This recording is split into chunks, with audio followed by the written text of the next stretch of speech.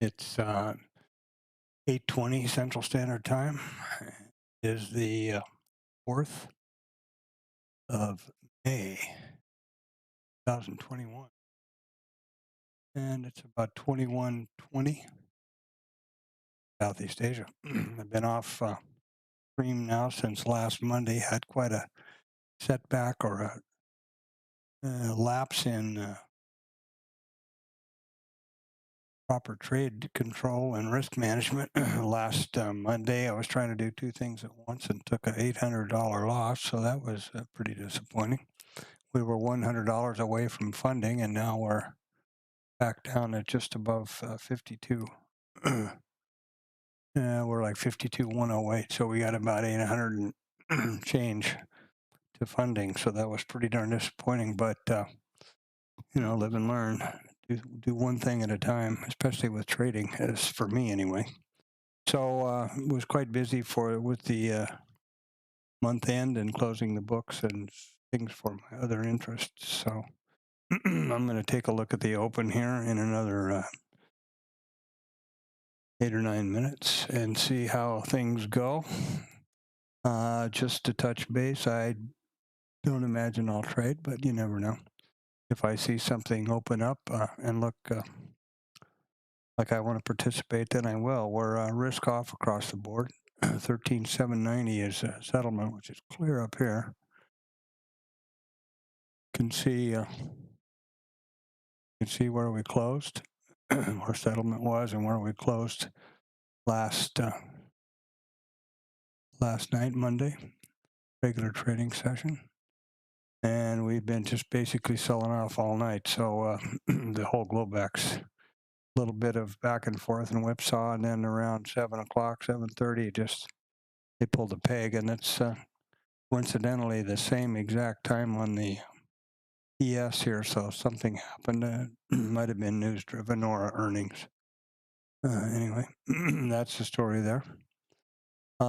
Daily chart, we have broken structure and headed down here. So we've broken this uptrend structure for sure. They got up to new all-time highs just by a squeak. And then weren't able to hold it, and we're selling off. So my guess is we'll probably test down to this 13.6 area, if not fall lower down to the 13,334 level, which is the next major support. Be down there. So these last 3 or 4 days have been pretty consistent sell-off, and this is the Globex as we stand so far. Been monkeying around with some different charting, trying to figure out something that will work here. Still disappointed with the way this thing scales. Been looking at the Ikanashi charting. It looks a little bit, perhaps a little more intuitive and a little cleaner. The problem is I haven't got my head around the risk management and just where you see, because the theory of Ikanashi is it averages 2 bars, the last 2 periods, and every bar opens in the center of the last one. So it's a little bit deceiving, I'm afraid. And this is the old standard range bar.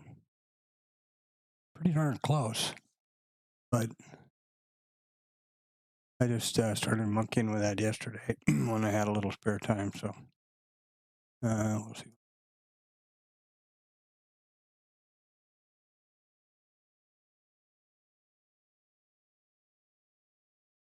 We'll see what happens here.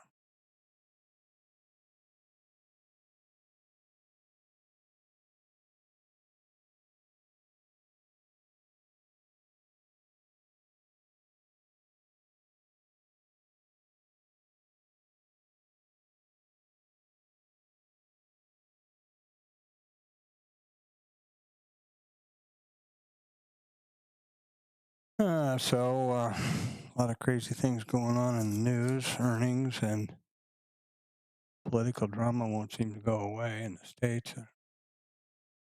Sure, I understand any of that. I did take one teeny weeny trade just to see if everything was working yesterday. It was $16 or something. $20, and with commission $16, just in and out, boom, boom. So nothing to report on that front. I didn't even obviously scream it.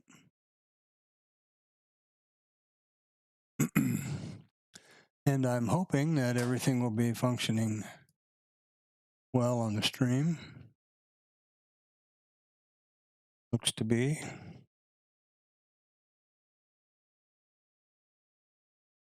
Quite a blow to my emotional capital last week with that diversion from sanity and the with $100 or less to go to funding, and then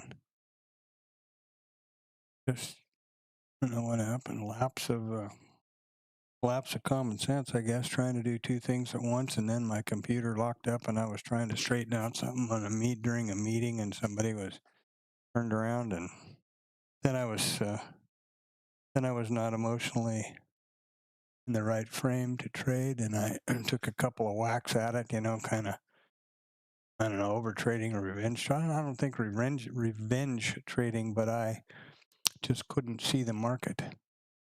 I should have just stopped with the first loss and thought, okay, fine, I've got something else to do. I tried. It was essentially a maneuver like this, and I tried to short here, and didn't get to my target, of course, before it started back up and stopped me out. And at that point, I should have just quit, but I didn't. So risk management was not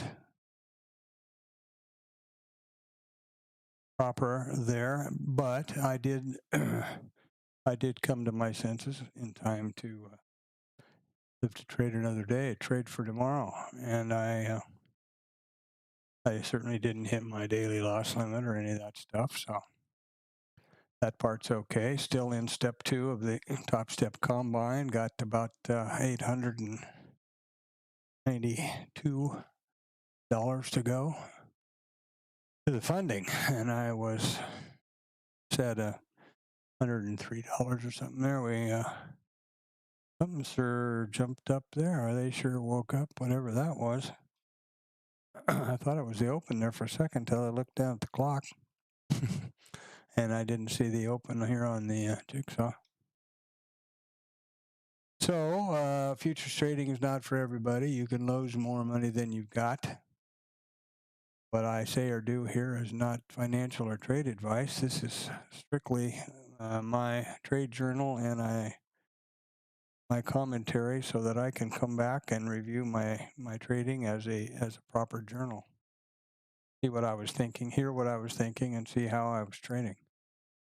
And of course, her past performance is not indicative of future results. There you have it, the disclaimer. Bad that has to happen, but I guess there's enough pencil necks out there that are trying to scam people that that it's important. So certainly isn't a problem for me to do.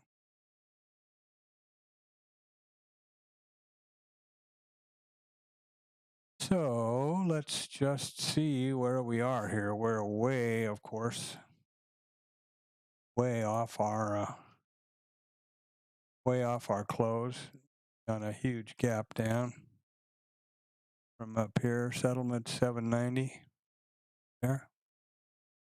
We've been trading down all night, so one would expect some sort of an inventory adjustment to the upside, perhaps, to get through some of this. But the way it's selling off and the overall market stance on the daily, that may not be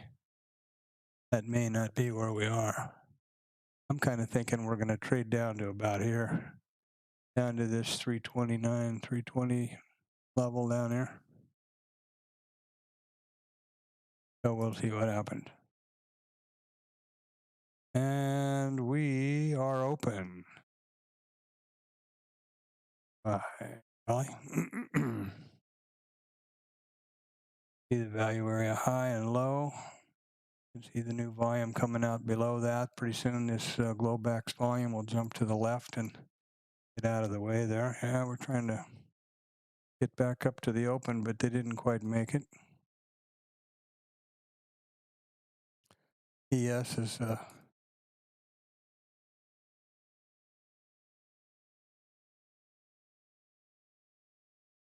basically, you see where we traded the last two regular trading session periods here and how far we are. Huge problem here, but that's been repaired essentially by the Globex. They come back up to test that value. That'd be kind of interesting. And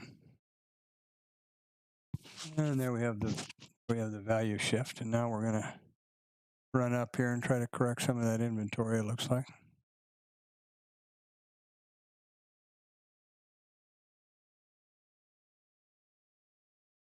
Some of that overnight business.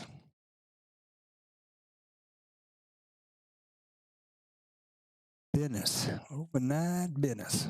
Okay.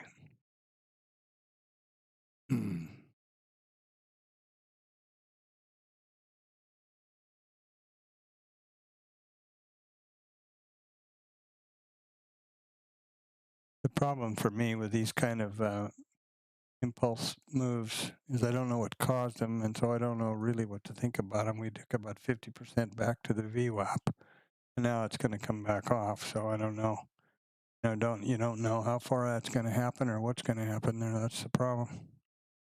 That would have been a nice move to catch from the top to the bottom there, but a little bit jumpy here at the this open. See if we get one out of this here, and maybe not.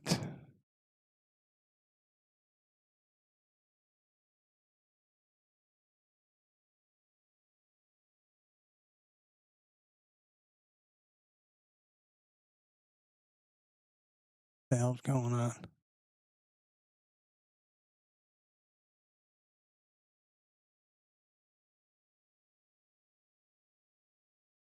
Down there, get me a target.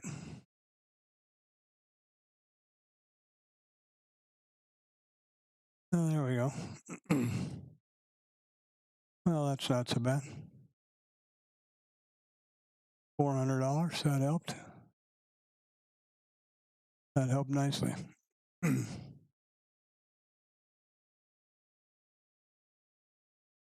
So we went full target, and we went full target there. 80 ticks, 20 points. 80 ticks, 20 points. That's the bracket. So that's a $500 move back to the good there.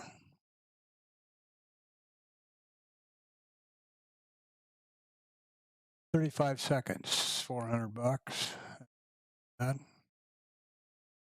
one trade. I think I'll be pretty happy with that. Makes that $800 loss seem a little easier.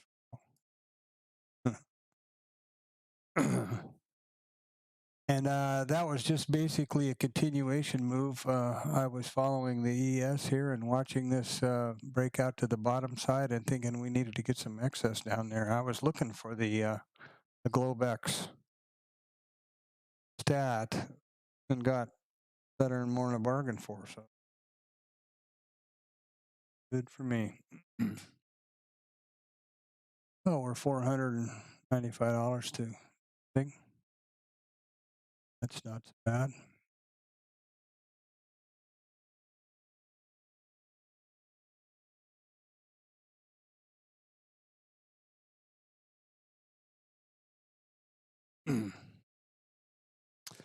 And I think that I will wrap this trade up short. Get some sleep. I've been having some hellacious nights, and then I'm up with my daughter at 5:30 in the morning to get her all suited up and kitted out and ready for the school bus. And so makes for some pretty long days. And I'm starting to like the idea of catching up on some sleep here. So that got a little bit of a double bottom here going on and a higher low, but again, I'm not sure what the drivers are today. So I'm a little too far out of the loop as far as I didn't see anything in the numbers or the calendar there. Let's have another quick look.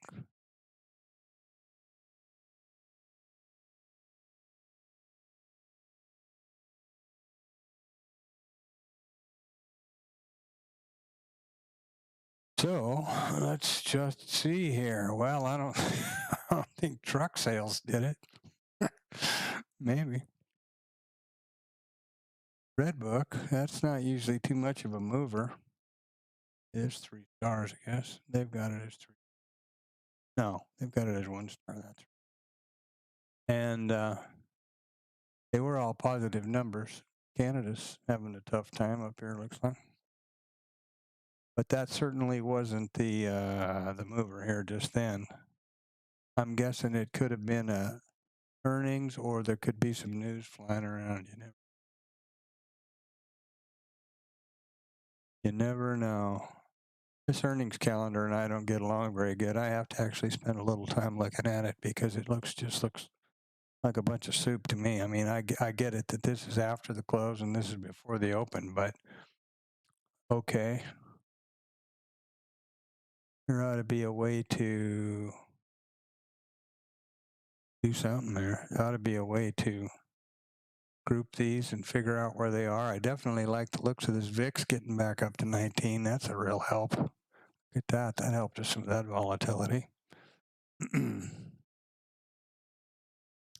Yeah, so for me, this is just a lot of, I'd like to figure, I got to figure out a way to filter for top movers, companies that actually matter. I don't know never even heard of some of this stuff. COP, obviously, I know other business, but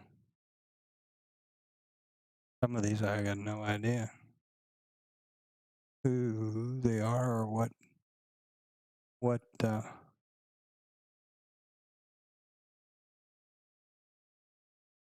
influence they would have in reporting. There should be a way to, there we go. So there's all before the open day reporting.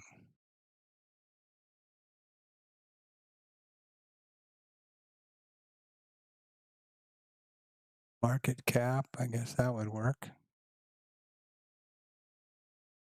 Okay, market cap. The higher market caps are at the top. All right, cool. So we get somewhere.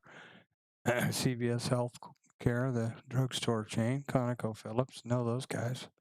Glad they're making some money. We do business with them on the other side. Global Payments. I hope that's not another wire card. Yeah, but a bunch of good numbers here. Thomson Reuters, Canada's not having too. But look at this first bunch of American companies all reported good. Okay, I guess there's a general good mood, which is kind of funky because there's definitely risk-off sentiment down here, and all night long it's been nothing but selling. So there you have it. Okay. Okay, so we got one good full 80 tick trade, one contract on the NQ, $400.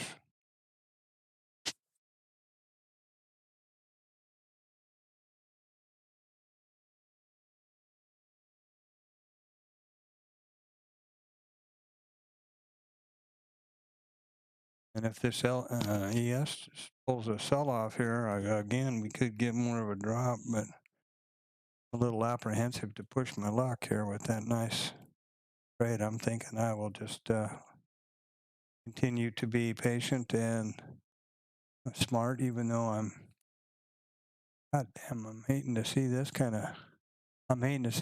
of sell-off and not be part of it. Especially when I'm saying, well, it looks like we're going to get a sell-off over here, and I'm calling that out about right here, and then we do that for another 20 points. Here we go again. So, not sure what's all this about. There's got to be something driving all this. I don't know whether it's just yahoos out there trading it. Now, yesterday was a holiday in the UK, a bank holiday, so there was no trading yesterday, and that's why I didn't even bother logging on. I try to stay away from atypical days, rollover, holidays, that kind of thing. Quad and all those witching beauties. ES is definitely not having any fun. Shorts are, I guess, but the longs are not. So, what I believe I will do here is continue this and continue to monitor here till the quarter to the hour, another 5 minutes. And I'll wind the stream down and button things up here and get Adel off to bed.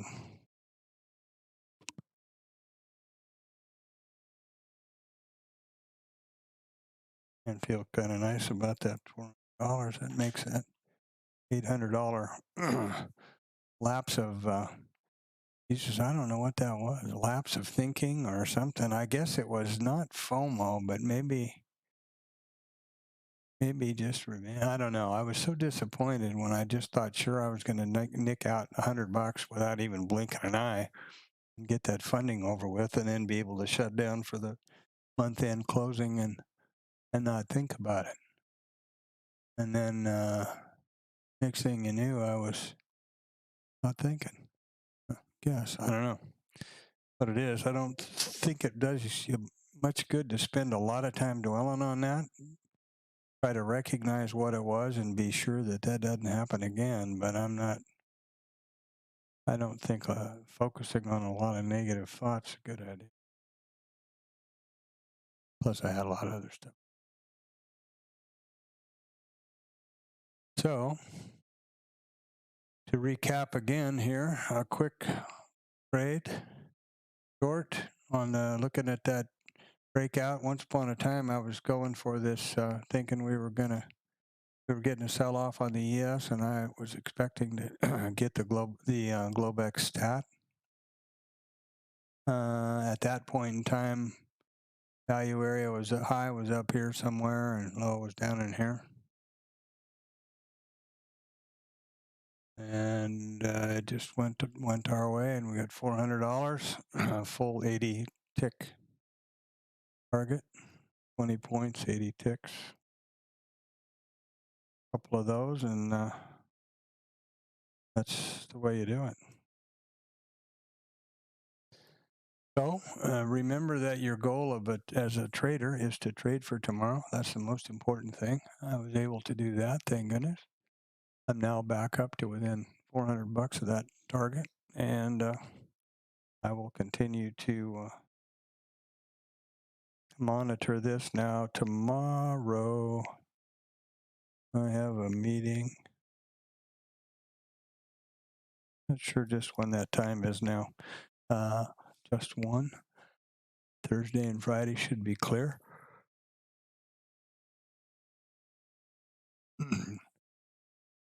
They're wanting to sell off, man. They're just wanting to do this, sell this some more. By golly. But I would suggest patience. Trade what you see, not what you think. Manage your risk. And your consistent profitability will naturally follow. You trade for tomorrow, and you give yourself, look at this thing go. Man, oh man. Kind of starting to think, gotten involved with this. I'm going to be sitting. I'm going to be happy with that for him. Anyway, the goal is to take as many trades as you can, or add as many trades to your data set as you can. That's the whole idea of trade for tomorrow. You want to be able to trade tomorrow. And tomorrow and tomorrow and tomorrow. And if you do that and you manage your risk properly, your edge will manifest itself and you will achieve consistent profitability as a natural result. It's like if you're walking down the street and you pick up 10 dimes, you're going to have a dollar, you know. If you don't pick up one of them, or you don't bend over and pick up any of them, you're not going to have any. Same idea. There used to be an old saying when I was a kid, it's take care of the nickels and dimes and the dollars will take care of themselves. Kind of the same idea. And that's kind of the trick here. All right, so with that, I am going to wind this down. One trade, 35 seconds, $400. That's a pretty good re-entry to me. Trade safe, trade smart, trade for tomorrow. Best of luck, stay safe, wear a mask, do whatever you need to do wherever you live. They're going to instigate another lockdown here because there's been a spike in COVID to do with Ramadan, everybody getting together. Malaysia is where I live in Kuala Lumpur, and it is a Muslim country. It's quite open and liberal because there's a large population of Chinese and Indian and also the Malay, and then, you know, a mixture of a bunch of other people. So there's no drama or stress or any kind of things like that. But Ramadan is a big holiday, obviously, and a big event. So they're quite concerned because they got up to 3,000 cases in a day, not 300 or 33,000 cases. And so they're going to instigate another lockdown from this, I understand, from day after tomorrow until the 17th, which is Hari Raya. That's the last, I think 16th or 17th is Hari Raya. That's the last day of Ramadan when they fortunately get together and break their fast and celebrate together. So that would be pretty tough for them to if they wanted to make a lot of money in fines, they could say that you couldn't get together on that day, but I'm sure the government is not nearly that stupid. They know that people will do that, so they're going to put in another movement order in place, I guess, day after tomorrow, so we understand. All right, so be safe and trade smart, trade for tomorrow.